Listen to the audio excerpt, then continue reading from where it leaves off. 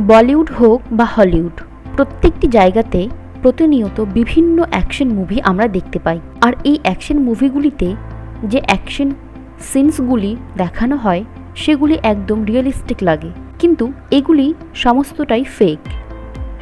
আজ আমরা জানব যে মুভিতে এই অ্যাকশনগুলি কিভাবে ক্রিয়েট করা হয়। নাম্বার 1, যে কোনো সিনেমাতে ফাইটের সিনগুলিতে অ্যাক্টরের বডিতে আমরা ব্লাড দেখতে পাই, কিন্তু এই রক্তগুলি আসলে ফেক হয়। আপনি কি জানেন যে এই ফেক ব্লাডগুলি কিভাবে বানানো হয়? আসলে এই ফেক ব্লাড বানানো হয় 3টি উপাদানের সংমিশ্রণে। প্রথমে গ্লিসারিন আর জলকে একসাথে মিক্স করা হয়, তারপর এটির মধ্যে রেড ফুড কালার ব্যবহার করা হয়। এর ফলে এটি একটি থিক লিকুইডে পরিণত হয়, যেটি জেলির মতো লাগে।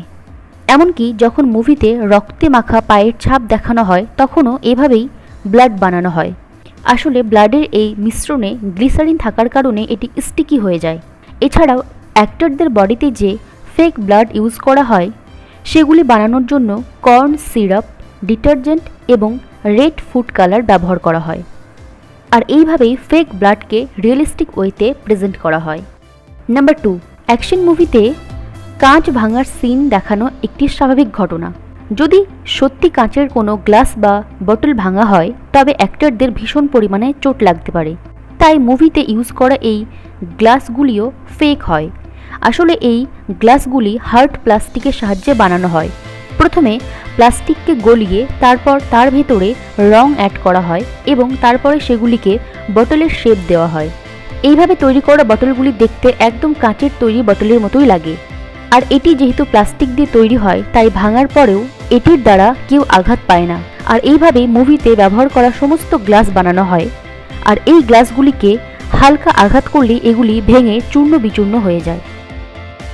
নাম্বার 3, আমরা অনেক মুভিতেই ভয়ঙ্কর প্রাকৃতিক দুর্যোগের কিছু সিনস দেখে থাকি, যেখানে দেখানো হয় ভূমিকম্প, সুনামি, ঝড় বৃষ্টি এই রকম সিনস।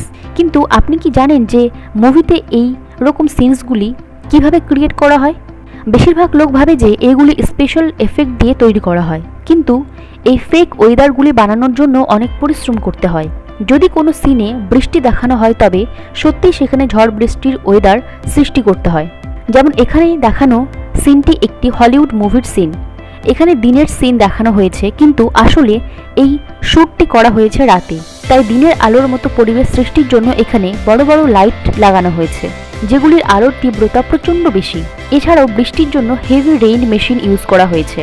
আর এই মেশিনটি একসাথে 2 লক্ষ গ্যালন জল বৃষ্টির মতো করে ফেলতে পারে। এছাড়া ভূমিকম্পের কোনো সিনস ক্রিয়েট করার জন্য তাদের অনেক পরিশ্রম করতে হয়। অনেকে মনে করে যে ভূমিকম্পের সিনসের জন্য হয়তোবা ক্যামেরাকে শেক করলেই যথেষ্ট, কিন্তু একদমই তা নয়।